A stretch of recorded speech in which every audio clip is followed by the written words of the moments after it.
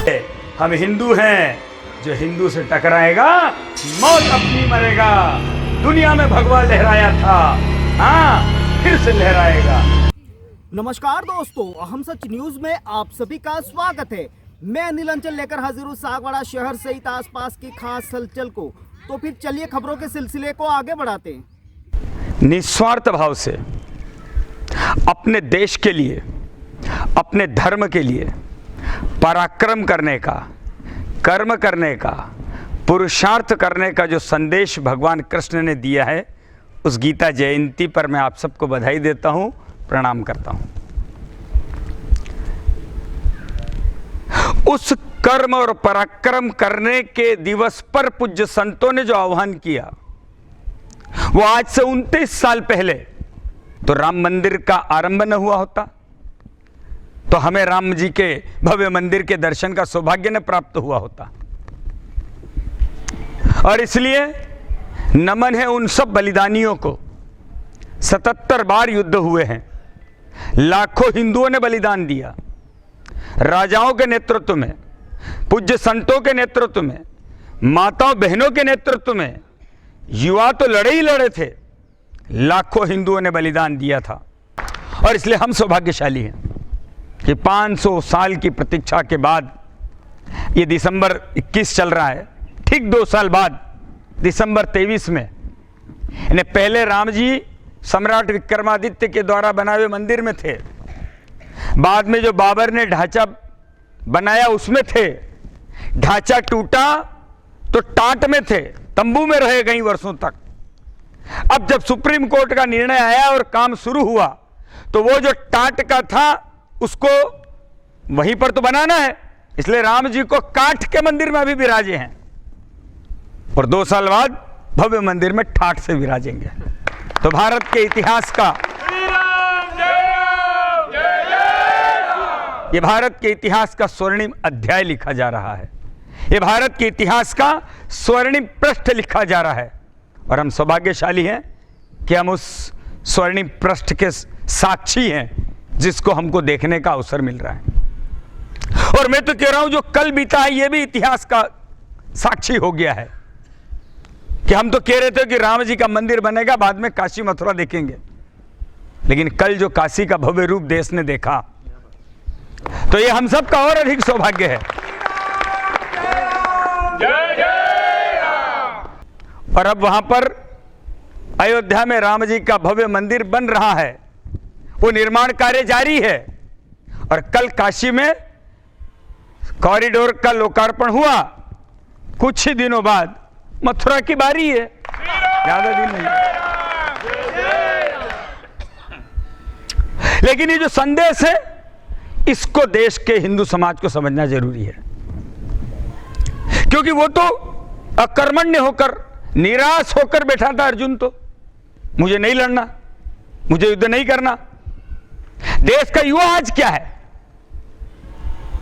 इसको समझने की जरूरत है कि आज देश का युवा अपने देश के लिए, धर्म के लिए उत्तिष्ठ कौन्तेय युद्धाय कृत निश्चय, इस संकल्प के साथ खड़ा है क्या।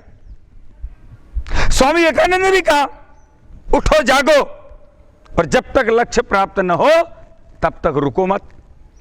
उस कृष्ण के संदेश को लेकर आज का अर्जुन जीवन जी रहा है क्या, इसको समझने की जरूरत है। गीता केवल पूजा करने की चीज नहीं है, गीता केवल देखने की चीज नहीं है, गीता केवल जय बोलने की चीज नहीं है, गीता जीने की चीज है, गीता जीवन में जीने की चीज है।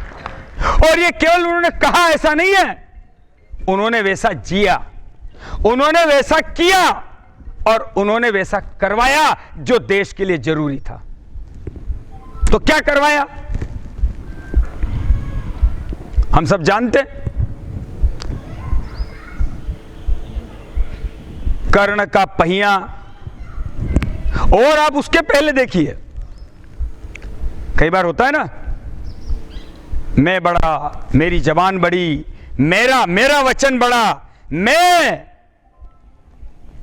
लेकिन आप देखिए, पितामह भगवान हो सकते थे, लेकिन पितामह भगवान नहीं हुए। उम्र अधिक, अनुभव अधिक, सामर्थ्य अधिक, सब कुछ अधिक था। इच्छा मृत्यु का वरदान तो भगवान कृष्ण को भी नहीं था जो उनको था, लेकिन इसके बाद भी भगवान कृष्ण हुए। क्यों? क्योंकि वे अपनी प्रतिज्ञा के साथ बंधे रहे, अधर्म को देखते रहे। लेकिन जो शिक्षा, जो शास्त्र, जो शस्त्र थे, वह अधर्म को रोकने के लिए उपयोग नहीं किया। और दूसरी तरफ प्रतिज्ञा थी, हथियार नहीं उठाऊंगा। लेकिन जब देश और धर्म पर विपत्ति आई तो अपनी खुद की प्रतिज्ञा तोड़ दी और हथियार उठा लिया। क्यों? अपने जीवन से देश बड़ा होता है, और जब हम मिटते हैं तब देश खड़ा होता है। और इसलिए अपने जीवन की कोई कीमत नहीं है। अपना अपमान, अपना मान सब कुछ बाद में। राम भी तभी है जब राष्ट्र है, भगवान भी तभी है जब भारत है, देव भी तभी है जब देश है। अफगानिस्तान में भगवान था, लेकिन भारत नहीं बचा, भगवान नहीं बचा। पाकिस्तान में भगवान थे, लेकिन भारत नहीं बचा, भगवान नहीं बचे। बांग्लादेश में भगवान थे, लेकिन भारत नहीं बचा, भगवान नहीं बचे। और इसलिए भगवान को भी अगर बचाना है तो उसके लिए भारत को बचाना है।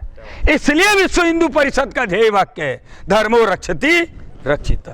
हम धर्म की रक्षा करें, हम देश की रक्षा करें, देश और धर्म हमारी रक्षा अवश्य करेगा। यही उन्होंने पहला संदेश दिया।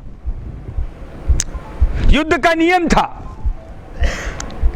कि जिसके हाथ में हथियार न हो उसको नहीं मारना। और इसलिए कितना पालन किया हमने। मोहम्मद गोरी ने हथियार छोड़ दिया, हमने क्षमा कर दिया। एक बार क्षमा किया, 2 बार क्षमा किया, कितनी बार? आपने अगर अभी पद्मिनी देवी मां पद्मिनी का फिल्म आई थी, देखी होगी, मां पद्मावत। रावल रतन सिंह को 3 बार मौका मिला था उसकी गर्दन काटने का, खिलजी को, लेकिन चूंकि उसके हाथ में हथियार नहीं थे इसलिए हमने उसको छोड़ दिया। गीता में क्या किया उनने? कर्ण हथियार नहीं थे हाथ में, पहिया निकाल रहा था, उनने क्या कहा? अर्जुन को मार, इसको। अर्जुन का इसके हाथ में हथियार नहीं है, उन्होंने कहा मैं कह रहा हूं ना, मार इसको। अगर तू इसको नहीं मारेगा तो तू इसको मारने के लिए जिंदा नहीं। यही हुआ ना, यही हुआ ना रावल रतन सिंह के साथ, यही हुआ ना पृथ्वीराज चौहान के साथ। और जब अर्जुन ने धनुष उठाया, गांडीव, तो कर्ण ने सुन लिया। कर्ण ने क्या कहा? हे अर्जुन, युद्ध का नियम है कि जिसके हाथ में हथियार ना उसको नहीं मारना। मेरे हाथ में हथियार नहीं है, तू मत मार। यह युद्ध के नियम के विरुद्ध कर रहा है। तब इन्हें क्या कहा? कौन बोल रहा है युद्ध के नियम की बात? कर्ण तू बोल रहा है? युद्ध का नियम उस पर लागू होता है जो खुद नियम का पालन करता है। द्रौपदी को भरी सभा में वस्त्र हरण करने का आदेश, जंगा पर बिठाने का आदेश तू भी था। एक छोटे से बच्चे को युद्ध का नियम था, एक के विरुद्ध एक लड़ेगा, लेकिन तुम साथ साथ ने मिलकर अभिमन्यु को मारा। तुमने युद्ध के नियम का पालन नहीं किया, इसलिए तुम्हें युद्ध के नियम की बात करने का अधिकार नहीं है। मार दो इसको। अगर यही हमने मोहम्मद बिन कासिम से लेकर आज तक किया होता, यही अगर पृथ्वीराज चौहान ने किया होता। गीता का संदेश क्या था जिसको हम भूले?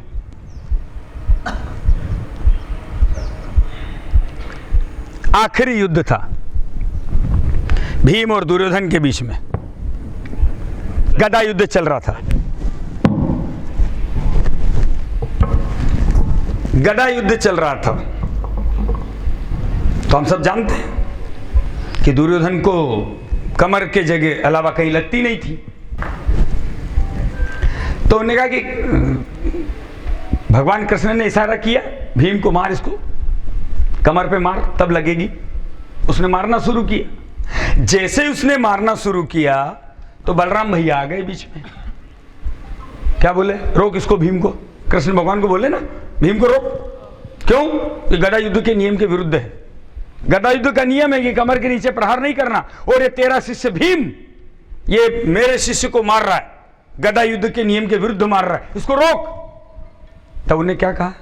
भैया जब युद्ध आरंभ हुआ तब आपके पास भी निमंत्रण गया था, तो आपने कहा था मैं तटस्थ रहूंगा, मैं किसी के पक्ष में युद्ध नहीं लड़ूंगा, मैं किसी के पक्ष में नहीं बोलूंगा, यह आपने कहा था। जब ये दुर्योधन अत्याचार कर रहा था, ये पांडवों को लाक्षागृह में जलाने का प्रयास कर रहा था, ये चौपड़ के दांव पर षड्यंत्र करके इनको वनवास भेज रहा था, ये द्रौपदी का अपमान कर रहा था, तब आपने इसको नियम नहीं बताया आपके शिष्य को? आज आपको बोलने का अधिकार नहीं है, मार दो इसको, जीने का अधिकार नहीं है। आज देश पर विपत्ति हो, समाज पर संकट हो, और हम कहें कि मैं तटस्थ हूं, बलराम सरीखा, कुछ नहीं बोलूंगा, और जब जवानी बीत जाएगी, आने वाली पीढ़ियों पर विपत्ति आएगी, तब आने वाली पीढ़ियां हमसे पूछेगी, काका जी, भैया जी, जब आप जवान थे, जब आपकी जवानी की जरूरत भारत मां को थी, जब आपके राष्ट्र को जरूरत थी आपकी, तब आप क्या कर रहे थे? तब आप क्यों नहीं बोले? तब आपके पास अपनी आने वाली पीढ़ियों को बताने के लिए उत्तर नहीं रहेगा। और इसलिए गीता की जयंती का संदेश है कि देश और धर्म के लिए जियो, और देश और धर्म के लिए मरो नहीं, मारो। यही गीता का संदेश है, यही गीता का संदेश है। 5000 साल हो गए, वो लड्डू गोपाल बड़ा ही नहीं हो रहा। मैं नहीं कह रहा हूं कि लड्डू गोपाल की पूजा मत करो, लेकिन आज देश के युवाओं लड्डू गोपाल की नहीं, सुदर्शन चक्र उठाकर दुश्मनों का वध करने वाले कृष्ण की पूजा की भारत को जरूरत है, उसकी जरूरत है आज, उसकी जरूरत है देश को। 1300 साल हो गए, 712 में मोहम्मद बिन कासिम से लेकर आज तक ये भारत की धरती एक एक इंच जमीन हमारे पूर्वजों के रक्त से सींची हुई है, तब हम हिंदू जिंदा है। ऐसे ही जिंदा रह गए क्या? राजस्थान का एक भी किला देख लो, ऐसा कोई किला नहीं होगा जिस किले पर हमारी माता और बहनों ने जय हर कहकर जोहर न किया हो, ऐसा एक भी किला नहीं होगा, तब हम हिंदू जिंदा है। ऐसे ही जिंदा है हम क्या? हमको चित्तौड़ का जोहर याद है, राजस्थान के किलों के जोहर याद है, लेकिन पाकिस्तान और बांग्लादेश जो बना हुआ है, इसके हर गांव में जोहर हुआ है 1946 से 48 में, उसको कौन याद रखेगा? उसको कौन याद रखेगा?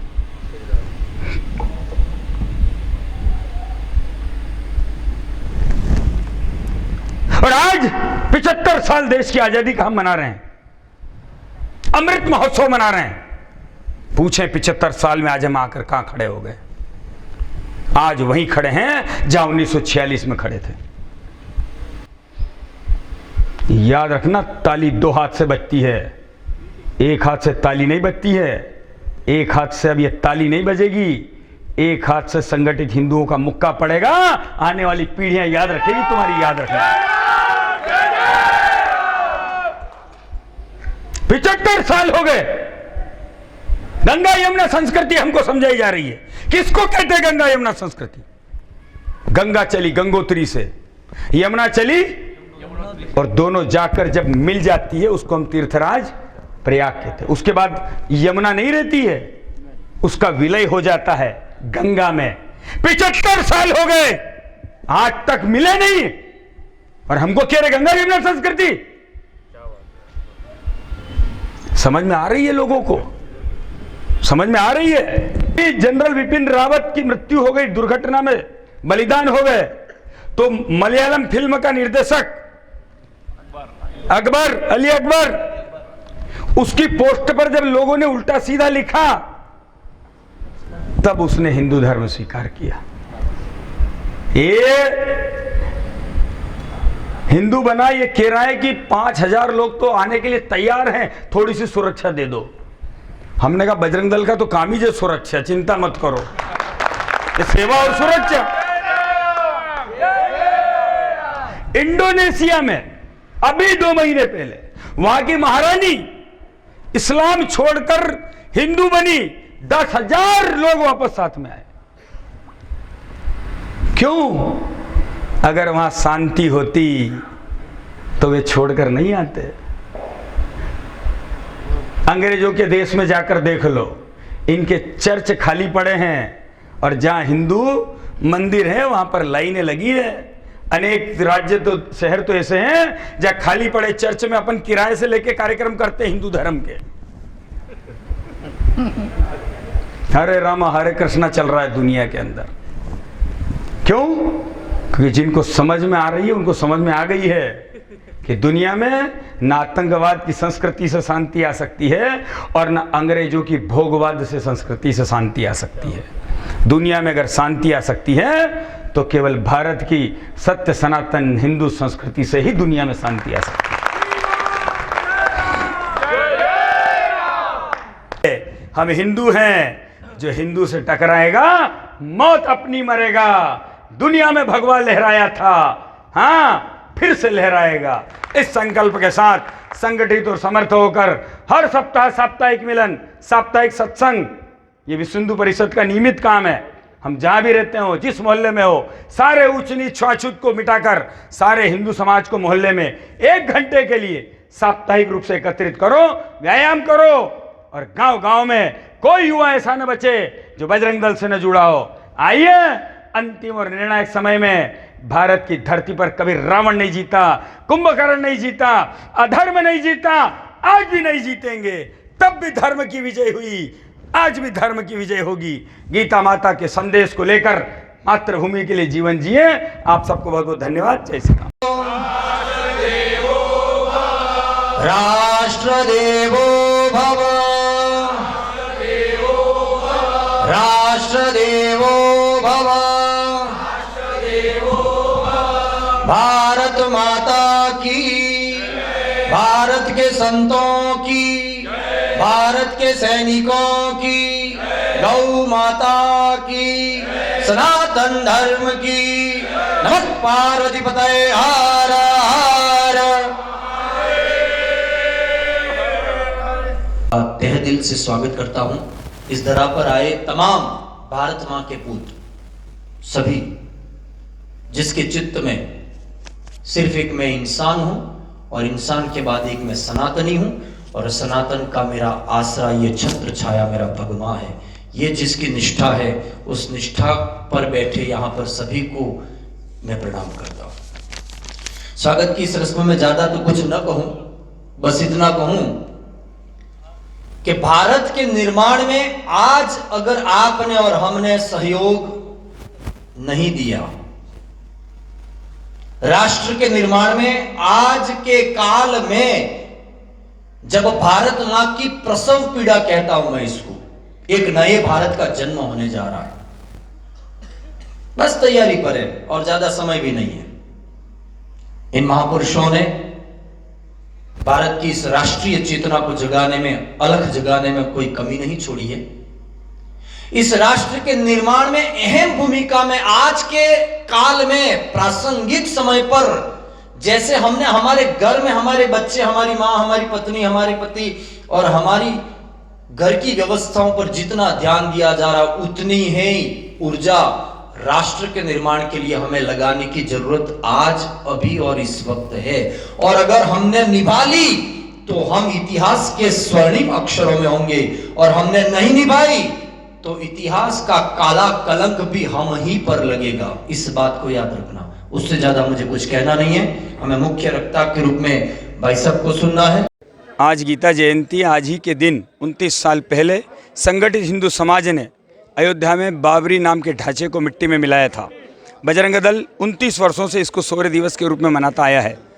इस साल पूरे भारत में बजरंग दल शौर्य संचलनों के माध्यम से देश की युवा शक्ति को गीता जयंती के दिन अपने देश के लिए निस्वार्थ भाव से कर्म करना, पराक्रम करना और पुरुषार्थ करने का संदेश दे रहा है।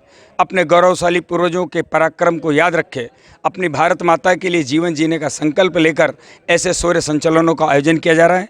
आज सागवाड़ा में भी यहाँ पर गीता जयंती का कार्यक्रम विश्व हिंदू परिषद बजरंग दल मातृशक्ति दुर्गा वाहिनी की इकाई के द्वारा संपन्न हुआ। पूरे देश के अंदर लगभग 1000 स्थानों पर लगभग 10 लाख युवा इस आने वाले 8 दिनों के अंदर पूरे देश के अंदर सूर्य संचलनों में शामिल होंगे।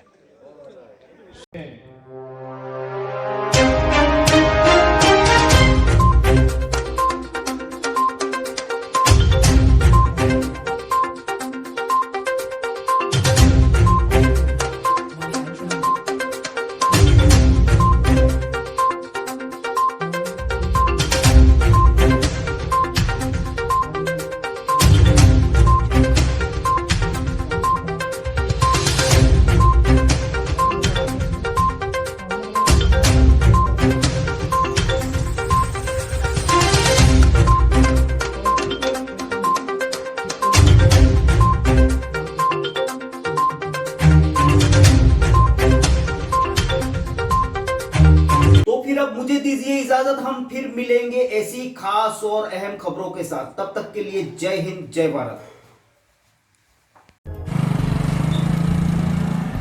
नमस्ते दोस्तों, सबसे पहले तो मैं अभी जो ये त्योहारों का सीजन आ रहा है उसके लिए मैं दीप होंडा सर्विस पॉइंट की तरफ से आपको हार्दिक शुभकामनाएं देता हूं। हमारी फर्म पिछले 19 वर्षों से लगातार आपकी सेवा में तत्पर है और आगे भी हम आपके प्रेम व सहयोग से आगे भी अपनी सेवाएं जारी रखेंगे। दोस्तों, अगर आपने हमारे चैनल अहम सच न्यूज़ को अभी तक सब्सक्राइब नहीं किया है तो इसे आज अभी और इसी वक्त चैनल को सब्सक्राइब करें ताकि सागवाड़ा शहर सहित आसपास की ताज़ा खबरें आप तक पहुंच सके।